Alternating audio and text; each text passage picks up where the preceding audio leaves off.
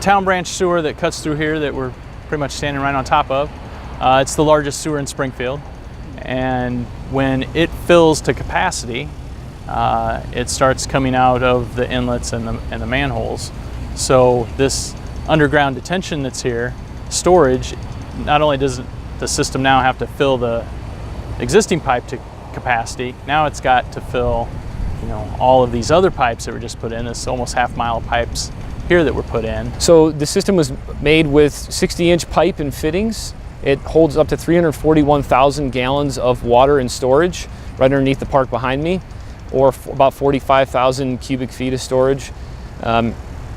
So whenever those big rain events happen, and it's able to take on all that extra water and kind of wait for it to settle out and to move back into the sewer and flow out from there.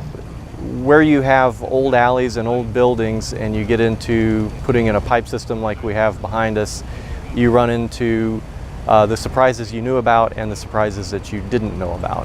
It had a wool factory, it had a rubber factory, it had a theater, it had a 7-story hotel in the corner, and all this had been demolished. And basically when we took over the site, when the city bought the site, the only thing that was remaining was the Y itself, and that had since been demolished about a year or two ago. Old utilities that were no longer in service that were left in place, parts of basements that were only cut down maybe a couple of feet, and debris that was used to fill the holes way back when.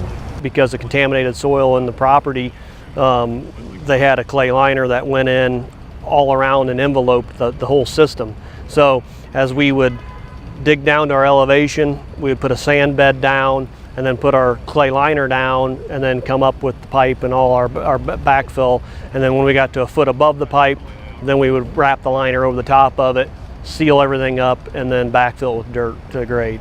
Well, so we had to look at a way to incorporate the detention, but not completely restrict what could be done after the fact with the development. So we were looking at the depth of the system, the size of the system, making sure it wasn't going to completely restrict what we could do later with this particular site. The area is up for redevelopment in some fashion, and whether that redevelopment takes the guise of a green space downtown or another building or a combination of both. Actually, if another building does go up, it would be a combination of both because nothing can be built on our pipe system back here. People don't usually get too excited when you put pipes underground because you can't see them.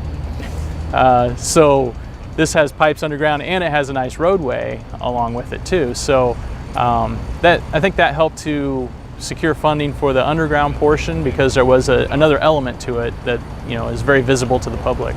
So one of the really nice things about this project is it was, although smaller in scope than maybe what's needed for the entire city, it's a really good step in the right direction so that maybe that next big rain event that comes in will be mitigated and there won't be any problems on the surface. It does help locally with some key spots adjacent to this project, but to solve the problem, it's going to take a lot more work and a lot more money to get to that point. It was on time. We were done before they were done at the governor's mansion. We were done before they were done across the street.